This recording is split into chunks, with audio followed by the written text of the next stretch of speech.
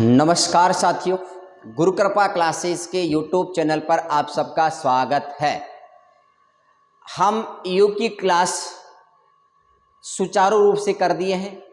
अब आपकी जिम्मेदारी है कि भाई ज़्यादा से ज़्यादा विद्यार्थियों तक हमारे इस चैनल को आपको पहुंचाना है और हमारे पास बहुत कम समय है अब, और इस बहुत कम समय में अपने चैनल का प्रचार प्रसार आपको करना है।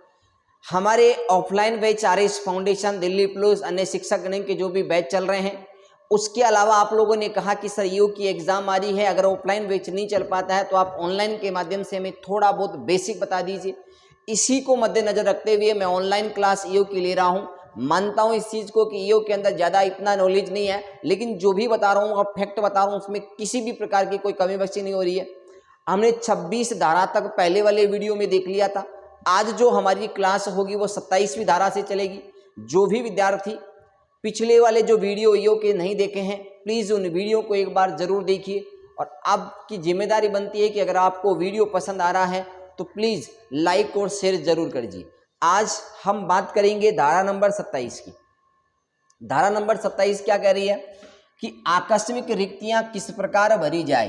कि अगर नगर पालिका का कोई सदस्य है और या नगर पालिका के सदस्यों की रिक्तियां हो जाती है आकस्मिक, तो उन्हें कैसा भरा जाए, उसका प्रावधान संविधान नगर पालिका अधिनियम की कौन सी धारा में है? धारा नंबर 27 में। अब रिक्तियां कैसे हो सकती है मैं आपको बता दूं कि अगर किसी व्यक्ति का पद पे रहते हुए मृत्यु हो जाए, या वह स्वयं त्याग पत्र दे दे, या उसके ऊपर हटाने का कोई आरोप लग जाए तो उसे हटा दिया जाए, अविश्वास प्रस्ताव पारित करके हटा दिया जाए, या तो मृत्यु हो जाए या त्याग पत्र दे दे या किसी कारणवश उसे हटा दिया जाता है तो वह रिक्तियां हो जाएगी। तो ऐसी परिस्थिति में धारा 27 क्या कह रही है कि वह नवनिर्वाचित जो व्यक्ति उन रिक्तियों की जगह 6 माह के भीतर नए चुनाव होंगे, और जो चुनाव होंगे वो शेष अवधि के लिए होंगे, ना कि पूरे कार्यकाल के लिए होंगे। एक बात तो ये होती है, देखो यहाँ यही बात है कि जब किसी निर्वाचित सदस्य की मृत्यु हो जाती है, क्या हो जाती है भाई? मृत्यु हो जाती है या फिर परित्याग हो जाता है या उसे हटा दिया जाता है तो रिक्तियां हो जाती है। तो आरक्षित वर्ग के सदस्य की रिक्त स्थान पर उसी वर्ग के, अब मेरी बात सुनना, किसी व्यक्ति की मृत्यु हुई है या उसे पद से हटा दिया या उसने परित्याग दे दिया, अब जो व्यक्ति जिस सीट पे जो रिक्ति हुई है उस सीट पर जो वर्ग आरक्षित वर्ग का व्यक्ति था, उसी आरक्षित वर्ग के व्यक्ति को निर्वाचित किया जाएगा अर्थात चुना जाएगा। यही बात ये कह रहा है कि अगर कोई आरक्षित वर्ग के सदस्य की रिक्त स्थान है तो उसी वर्ग के सदस्य द्वारा उसे भरा जाएगा। एक बात कौन कह रहा है? धारा 27 कि किसी आरक्षित वर्ग का व्यक्ति अगर पदत्याग कर देता है या उसकी मृत्यु हो जाती है या उसे हटा दिया जाता है तो उसी आरक्षित वर्ग के व्यक्ति से उस सीट को भरा जाएगा। एक शर्त होती है, कितने माह के भीतर भरा जाएगा? 6 माह के भीतर भरा जाएगा। दो बात ये हो गई। अब जो नवनिर्वाचित जो व्यक्ति होगा वह क्या शेष 5 साल के लिए होगा? क्या नहीं, शेष कार्यकाल। अगर कोई व्यक्ति 2 साल का त्यागपत्र, 2 साल रह गया सदस्य, फिर त्यागपत्र दे रहा है तो 3 साल तक रहेगा। 3 साल तक रह जाता है, फिर उसको परित्याग कर देता है, वो त्यागपत्र देता है तो वो 2 साल तक रहेगा। ये गारंटी कौन कह रहा है? धारा 27 कह रही है कि शेष कार्यकाल तक होगा, संपूर्ण 5 वर्ष के कार्यकाल तक नहीं रहेगा। आगामी सामान्य निर्वाचन, अगर कोई नगरपालिका रिक्ति या सीट कोई रिक्त हो जाती है, त्यागपत्र दे देता है, मृत्यु हो जाती है या उसे हटा दिया जाता है, तो और जब उसे हटाया है या उसकी मृत्यु हुई है या उसे त्यागपत्र दिया है, जिस दिन से अगर 6 माह की अवधि भी कम समय है तो आप क्या कर सकते हो? नगर पालिका अधिनियम के तहत धारा 27 ये कह रही है कि आप सरकार की अनुमति लेकर उस चुनाव को आगामी चुनाव में शामिल कर सकते हो, ना कि मध्यवर्ती चुनाव करवा सकते हो, जरूरी नहीं है। यही बात ये कह रहा है कि आगामी सामान्य निर्वाचन की यदि अवधि 6 माह के भीतर हो और इस प्रकार कोई रिक्ति हो जाए तो राज्य सरकार निर्देश दे सकेगी कि रिक्ति स्थान को अगले सामान्य निर्वाचन तक नहीं भरा जाए। यह राज्य सरकार के आदेश से उसे रोका जा सकता है कि उपचुनाव करवाने की कोई आवश्यकता नहीं है, उसे आगामी चुनाव जो होंगे, नए चुनाव होंगे, उनके साथ इस रिक्ति को भरा जाए, ये धारा 27 कह रहा है। बोलो आप सब लोगों को धारा 27 समझ में आई कि नहीं? अगर नगर पालिका के सदस्यों की रिक्तियां हो जाती है, रिक्तियां कितने आधार पे, या तो मृत्यु हो जाती है, या त्याग पद देता है, या उसे अविश्वास के प्रस्ताव से पद से हटा सकते हैं। 3 आधार हो गए।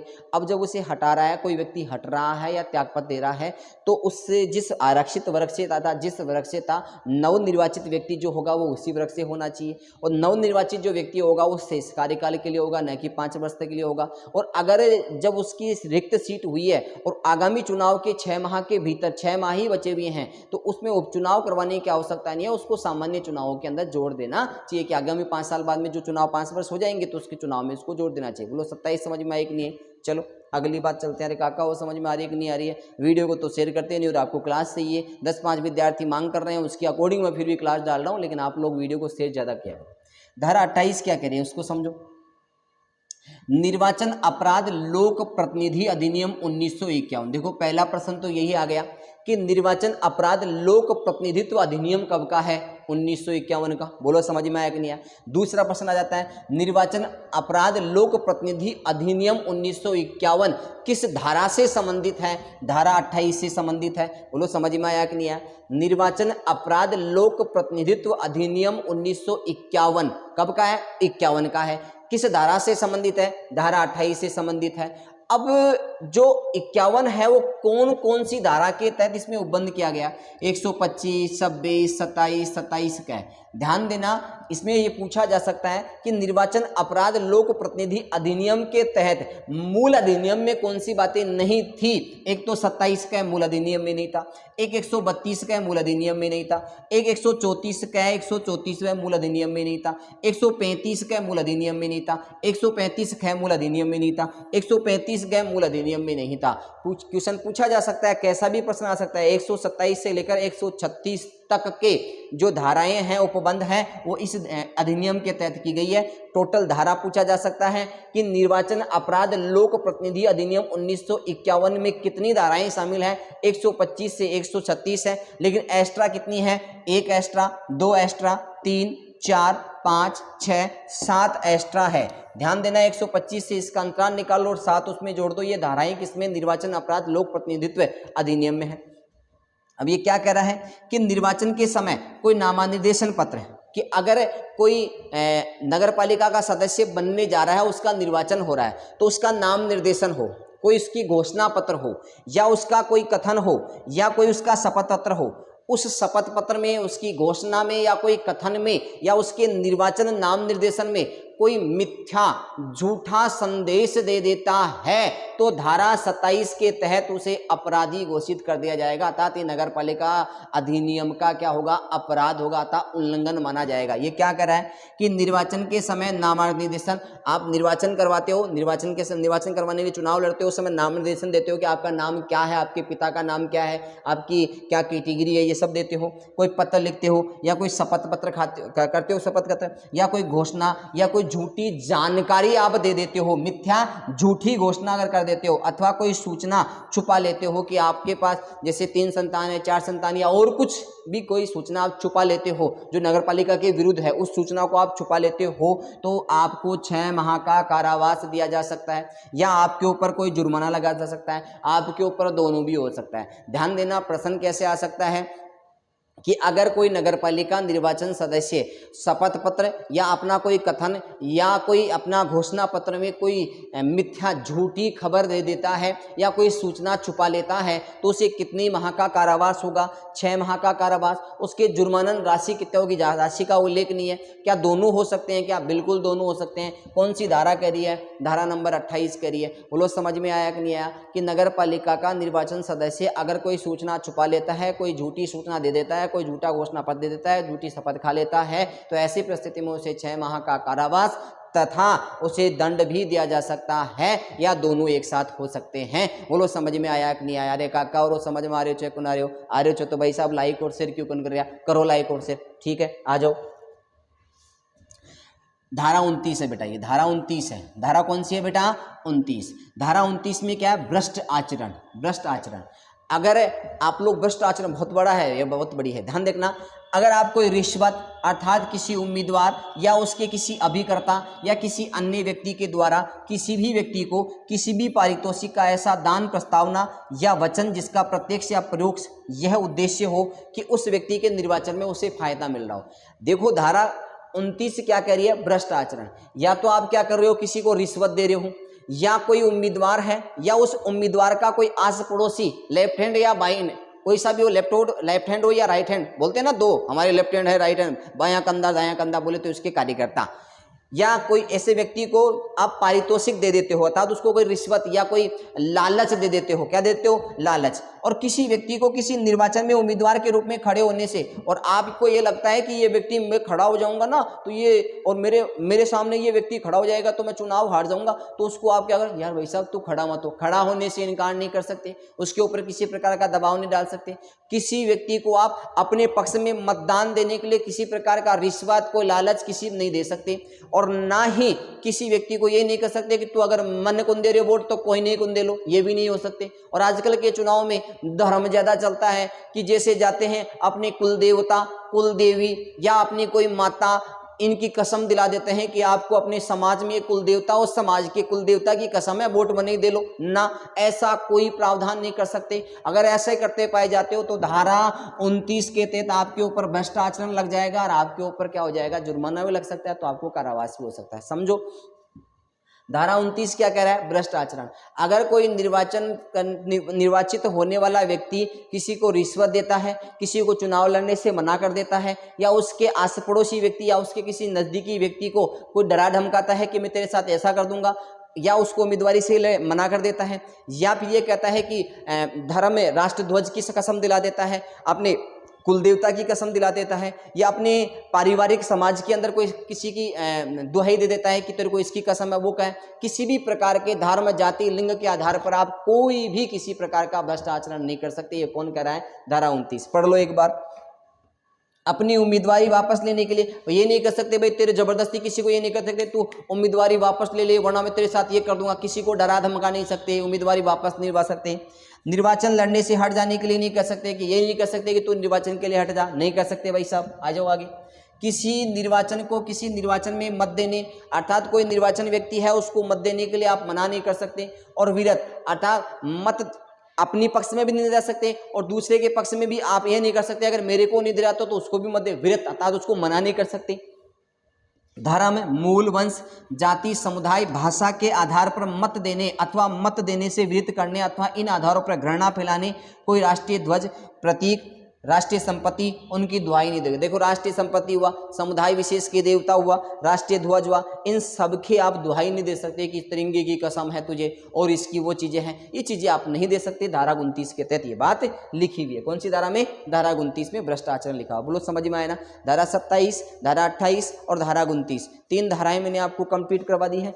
चलो अगली धारा की ओर चलते हैं।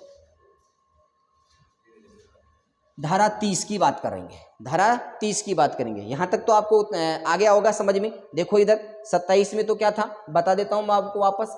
आकस्मिक रिक्तियां, अगर किसी की मृत्यु हो जाती है, कोई त्याग पद दे देता है या किसी को अविश्वास प्रस्ताव से हटा दिया जाता है तो उससे रिक्त स्थान पर 6 माह में चुनाव करवाना आवश्यक है। जिस वर्ग का व्यक्ति रिक्त हुआ है उसी वर्ग के व्यक्ति को चुनाव होना चाहिए। अगर आगामी चुनाव 6 माह के भीतर होने वाले हैं तो उपचुनाव करवाने की आवश्यकता नहीं है, उसको मूल चुनाव में शामिल कर लेना चाहिए। अगली बात की हमने धारा 28 की। धारा 28 में निर्वाचन अपराध लोक प्रतिनिधि अधिनियम 1951 की धारा ये चीजें हैं। अगर कोई व्यक्ति नामार्देशन करता है, कोई पत्र लिखता है, कोई घोषणा करता है, कोई शपथ करता है या कोई झूठी घोषणा कर लेता है या कोई सूचना को छुपा लेता है तो उसके ऊपर 6 माह का कारावास या उसे दंड दिया जा सकता है या दोनों भी दिया जा सकता है। ये धारा कौन सी कह रही है, 28 कह रही है। आ जाओ 29 क्या करिए, भ्रष्टाचार। अगर कोई निर्वाचन लड़ने वाला व्यक्ति किसी को रिश्वत देता है या कोई अन्य व्यक्ति को उसके आस पड़ोसी व्यक्ति या कोई निर्वाचन लड़ने वाले के जो भी उसके परिवारजन है या उसका साथी है उसको रिश्वत देके या उसको कोई पारितोषिक देके या कुछ और लालच देके अपनी ओर मिला है, ये गलत है। किसी व्यक्ति को चुनाव लड़ने से आप मना नहीं कर सकते, उम्मीदवारी वापस लेने के लिए मना नहीं कर सकते, धर्म, जाति, लिंग के आधार पर आप किसी प्रकार का उसे प्रोत्साहन नहीं दे सकते, राष्ट्रध्वज की ऐसी दुहाई नहीं दे सकते, समुदाय विशेष की दुहाई नहीं दे सकते, किसी भी प्रकार की दुहाई इसे धारा 29 के तहत आप नहीं दे सकते। अब बात आती है धारा 30 की। निर्वाचन संबंधी मामलों में सिविल न्यायालयों की अधिकारिता, ध्यान देना, प्रश्न बहुत इंपॉर्टेंट है। ये क्वेश्चन ऐसा कैसे आ सकता है कि निर्वाचन संबंधी मामलों में सिविल न्यायालयों की अधिकारिता कितनी है, कि जो निर्वाचन होता है उसमें जो छोटे मोटे सिविल न्यायालय उनकी अधिकारिता अर्थात उनकी शक्ति कहां तक है नगर पालिका के अंदर, ये बात ये पूछना चाह रहा है। आ जाओ क्या कि वार्ड का अगर कोई परिसीमन होता है या वार्ड की सीटों का आवंटन होता है या मतदाता सूची तैयार करना होता है या चुनाव के संचालन संबंधी कोई कार्य होता है, उन पर प्रश्न पर विचार करने या निर्णय लेने का अधिकार किसी भी सिविल कोर्ट को नहीं है। ध्यान देना इस चीज को। ये क्या कर रहा है कि नगर पालिका अधिनियम के तहत सिविल जो न्यायालय है उसकी अधिकारिता नगर पालिका में कहां तक है कि जो सिविल कोर्ट है ना तो वार्ड का परिसीमन कर सकता है, ना वार्ड की सीटों का आवंटन कर सकता है, ना मतदाता सूची तैयार करने के लिए कह सकता है, ना चुनाव का संचालन कर सकता है और चुनाव से संबंधित किसी भी प्रश्न पर विचार नहीं कर सकता। ये किस में आता है? सिविल कोर्ट में नहीं आता है। बोलो समझ में आया कि नहीं आया? ये धारा कौन सी कह रही है? धारा 30 ये कह रही है कि निर्वाचन संबंधी मामलों के अंदर जो सिविल न्यायालय होते हैं उनकी अधिकारिता कहाँ तक है कि ना तो नामावली तैयार कर सकते हैं, ना परिसीमन कर सकते हैं, ना सीटों का बंटवारा कर सकते हैं, ना मतदाता सूची तैयार कर सकते हैं, ना चुनाव में भाग ले सकते। कौन सा? कोई किसी प्रकार का प्रसंगत नहीं किया जा सकता सिविल मामलों के अंदर। आगे देखो, इस अधिनियम के प्रावधानों के अनुसार प्रस्तुत चुनाव याचिका के अलावा किसी भी नगरपालिका के निर्वाचन को प्रसंगत नहीं किया जाएगा। और इसी अधिनियम नगरपालिका अधिनियम के तहत ये प्रावधान है कि प्रस्तुत चुनाव, कोई चुनाव हो रहा है और उस चुनाव में याचिका के अलावा किसी भी नगरपालिका के निर्वाचन को प्रसंगत नहीं किया जा सकता। न्यायपालिका के द्वारा जो किया गया चुनाव है उसको प्रसंगत नहीं कर सकते, केवल अपनी याचिका ले सकते हैं कि न्यायपालिका किसी सदस्य द्वारा याचिका लगाई जा रही है सिविल कोर्ट में, याचिका ले लो, लेकिन आप प्रसंगत नहीं कर सकते, वो आपके अधिकार क्षेत्र से बाहर है। ये कौन कह रही है? धारा 30। और अगर कर लेता है तो खुद उसको सुनने घोषित हो जाता है। भाई ध्यान रखना। आगे आ जाओ, निर्वाचन याचिका। अभी बात की ना निर्वाचन याचिका क्या होती है, उसको भी समझ लो आप लोग। नगर पालिका के सदस्य के रूप में, नगर पालिका का सदस्य है कोई, उसके रूप में किसी व्यक्ति के निर्वाचन के विरुद्ध ऐसी याचिका उम्मीदवार द्वारा या किसी निर्वाचक द्वारा निर्वाचन के 1 माह के भीतर उस नगर पालिका क्षेत्र पर अधिकारिता रखने वाले जिला न्यायाधीश के समक्ष विहित रीति प्रस्तुत की जाएगी। क्या कह रहा है? वापस सुनो कि कोई नगर पालिका के सदस्य रूप में किसी व्यक्ति के निर्वाचन के विरुद्ध, नगर पालिका का सदस्य है और किसी व्यक्ति का निर्वाचन हो चुका, उसके खिलाफ आप याचिका उम्मीदवार द्वारा लगाई जा सकती है या किसी निर्वाचक द्वारा ही निर्वाचक के 1 माह के भीतर उस नगरपालिका की अधिकारिता रखने वाले, उस नगरपालिका क्षेत्र के अधिकार में रहने वाले जिला न्यायाधीश के समक्ष याचिका लगा सकते हो। अब ये क्वेश्चन आ जाता है क्या कि अगर नगर पालिका में निर्वाचन संबंधी याचिका लगानी है तो किसके समकक्ष लगा सकते हो? जिला न्यायाधीश के समकक्ष लगा सकते हो। कितने माह के भीतर लगा सकते हो? 1 माह के भीतर लगा सकते हो। 2% हुए कि नहीं हुए? और 2% कौन लगा सकता है? जो निर्वाचित हुआ है व्यक्ति वही लगा सकता है, या निर्वाचन के लिए खड़ा व्यक्ति था वही याचिका लगा सकता है, अन्य कोई व्यक्ति इसमें याचिका नहीं लगा सकता। ये धारा नगर पालिका अधिनियम धारा 31 कह रही है। ये बात को समझ में आ गया होगा आप लोगों को। धारा अच्छा और देख लो, इसमें और भी है। उम्मीदवार निर्वाचक की तारीख को निहित था, क्या उम्मीदवार तो निर्वाचक की तारीख था उसमें वो जो चीजें रखी गई थी योग्यता की उसमें निहित था, बोले तो उस योग्यता को पूर्ण नहीं कर रहा था तो आप याचिका लगा सकते हो। धारा 29 अभी मैंने बताया भ्रष्ट वाला, विनिष्ट कोई भ्रष्ट आचरण किया गया हो या उसके पक्ष में अन्य व्यक्ति द्वारा कोई भ्रष्ट आचरण किया गया हो, या तो जो निर्वाचन व्यक्ति था उसके किसी व्यक्ति के द्वारा या उसके व्यक्ति के द्वारा कोई भ्रष्ट आचरण किया, तो किसी को रिश्वत दिया गया हो या किसी को किसी सौगंध या समुदाय विशेष की दुहाई दी गई हो, जाति विशेष की दुहाई दी गई हो, तो ऐसी स्थिति में भी उसके चुनाव को रद्द किया जा सकता है या याचिका लगाया जा सकता है।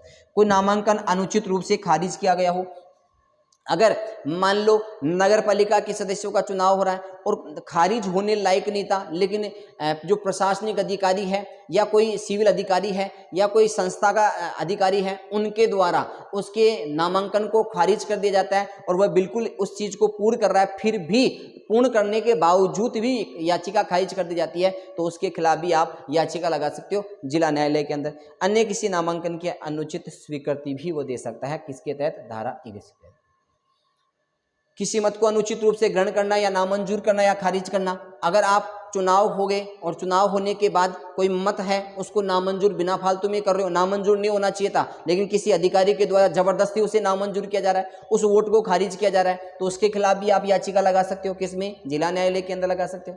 इस अधिनियम में किसी नियम या आदेशों का अनुपालना करना या इस अधिनियम तय कोई नियम है उसकी अनुपालना नहीं की जा रही हो तो भी आप याचिका लगा सकते हो। और निर्वाचन याचिका की सुनवाई में जिला न्यायाधीश ऐसी प्रक्रिया का अनुसरण करेगा और ऐसी शक्तियों का प्रयोग करेगा जो भी विहित हो जाए। अर्थात जिला न्यायाधीश अपनी शक्तियों का प्रयोग करेगा, वही शक्ति का प्रयोग करेगा जो एक उचित हो। देखो वापस देख लो इस चीज को, अगर आपको समझ में नहीं। धारा 31 निर्वाचन याचिका कब लगा सकते हैं?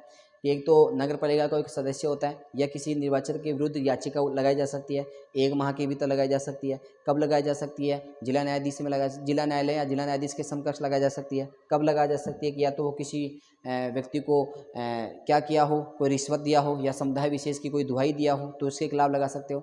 या कोई निर्वाचन अधिकारी था उसके द्वारा किसी अपने जो मत पत्र थे उनको नामंजूर कर रहा हो, खारिज कर रहा हो बार बार, या उसका नामांकन ही खारिज कर दो, गलत तरीके से नामांकन खारिज कर दियो तो भी आप याचिका लगा सकते हो। इसके अलावा अनुचित रूप से खारिज कर सकते हो या फिर किसी अन्य अनुचित स्वीकृति हो सकती है। ध्यान देना इस प्रश्न को, यह भी मैंने आपको बता दिया। ठीक है, अगला बात चलते हैं। धारा 32 जिला न्यायाधीश के आदेश के विरुद्ध भी अपील। अगर जिला न्यायाधीश कोई आदेश दे देता है, जैसे आपने जिला न्यायाधीश में याचिका लगाई और जिला न्यायाधीश ने आपने याचिका लगाई कि वे जो मेरा नामांकन था वो झूठ में खारिज कर दिया गया, बल्कि मैं जो शर्त थी उसको सबको पूरा कर रहा था, और जिला न्यायाधीश भी आपकी जो याचिका थी उसको खारिज कर देता है या याचिका के विरुद्ध जो आप फैसला चाहते हो उसके विरुद्ध फैसला हो जाता है, तो आप इस जिला न्यायाधीश के विरुद्ध भी अपील कर सकते हो। कहाँ कर सकते हो? उच्च न्यायालय में। कहाँ कर सकते हो? उच्च न्यायालय में। अगर नगर पालिका के सदस्य के द्वारा या निर्वाचित सदस्य के द्वारा लगाई गई जो याचिका थी जिला न्यायाधीश में या जिला न्यायालय में लगाई थी, उस जिला न्यायालय के खिलाफ भी आप याचिका कर सकते हो। क्या? बिल्कुल कर सकते हो। कहाँ कर सकते हो? उच्च न्यायालय में।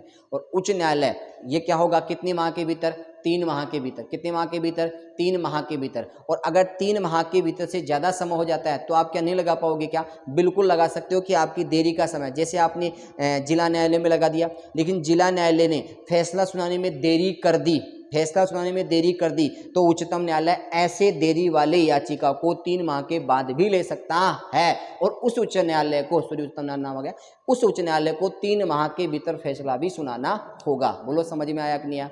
मेरी बात सुनो, धारा 31 ये क्या कह रही है? निर्वाचन याचिका लगाना होता है। निर्वाचन याचिका निर्वाचित सदस्य लगा सकता है। कब कब कहाँ लगा सकता है? जिला न्यायालय में लगा सकता है। कितने माह में लगा सकता है? 1 माह में लगा सकता है।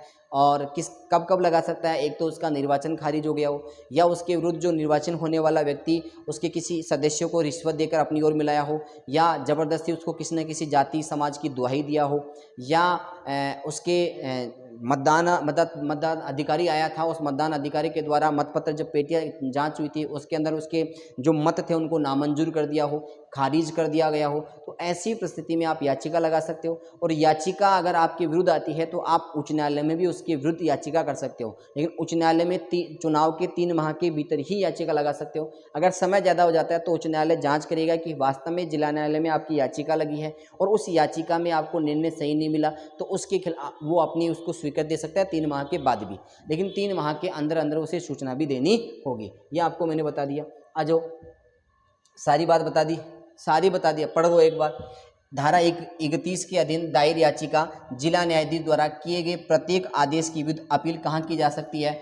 उच्च न्यायालय में की जा सकती है। कहाँ की जा सकती है? उच्च न्यायालय में की जा सकती है। उच्च न्यायालय सिविल न्यायालय की प्रक्रिया का ही अनुसरण करेगा, सिविल न्यायालय की प्रक्रिया का अनुसरण करेगा। इस धारा के तहत प्रत्येक अपील की तारीख से, अपील की है उसकी तारीख से 30 दिनों की अवधि के भीतर की जाएगी। कितने भीतर? क्या? 30 दिन के भीतर अवधि में की जाएगी। परंतु उच्च न्यायालय 30 दिन की और कालावधि, सॉरी मैंने 3 माह बोला था, 30 दिन आएगा, सॉरी, समाप्ति के पश्चात कोई भी अपील ग्रहण कर सकेगा। हाई कोर्ट 3 माह के भीतर अपनी इस अपील को अंतिम अवधारित करने का प्रयास करेगा था, सुनाने का प्रयास करेगा। कौन कह रही है? धारा 32 कह रही है ये बात। अगली बात आती है धारा 33 की।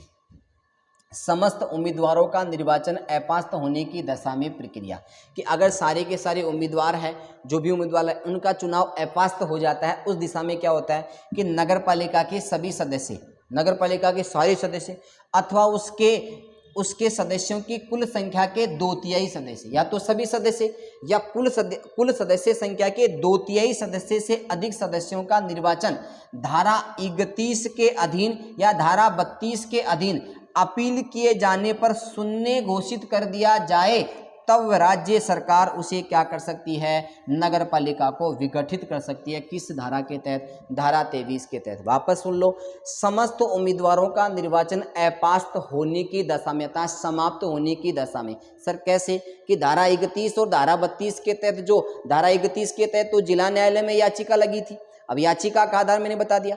धारा 32 के तहत उच्च न्यायालय में याचिका लगी थी, और उच्च न्यायालय में धारा 31 और धारा 32 के तहत भ्रष्ट आचरण के कारण उनके ऊपर जो याचिका लगी वो सही पाई जाती है और उनकी सदस्यता को शून्य घोषित कर दिया जाता है। तो राज्य सरकार पूरी नगर पालिका को विघटित कर सकती है, समाप्त कर सकती है। बोलो यहाँ तक समझ में आया कि नहीं आया? ठीक है, लेकिन सदस्य या तो कुल सदस्य या कुल सदस्यों के 2/3 सदस्यों को अपात्र होना जरूरी होता है। ऐसा नहीं 2-3 सदस्य अपात्र हो गए, नहीं, पूरे 2/3 सदस्य होने चाहिए। आ गया होगा समझ में? धारा 34, आदेशों और विनिश्चित की अंतिमता है सॉरी, आदेशों और विनिश्चित की अंतिमता क्या है? धारा 32 के दिन दी गई किसी अपील पर उच्च न्यायालय का विनिश्चय और केवल ऐसे विनिश्चय के अधीन रहते हुए धारा 31 के अधीन जिला न्यायाधीश के आदेश का अंतिम निर्णय होगा। बोलो यहाँ तक आपको समझ में आया कि नहीं आया? आज मैंने आपको लगभग 34 धाराओं तक मैंने आपको पढ़ा दिया। अगर आपको वीडियो पसंद आ रहा है तो प्लीज़ मेरा निवेदन है आप सब लोगों से, देखो जहाँ तक मेरा प्रयास रहता है, मैं पहले भी कह रहा था नगर पालिका जो मैं पढ़ा रहा हूँ आप बच्चों की मांग से पढ़ा रहा हूँ।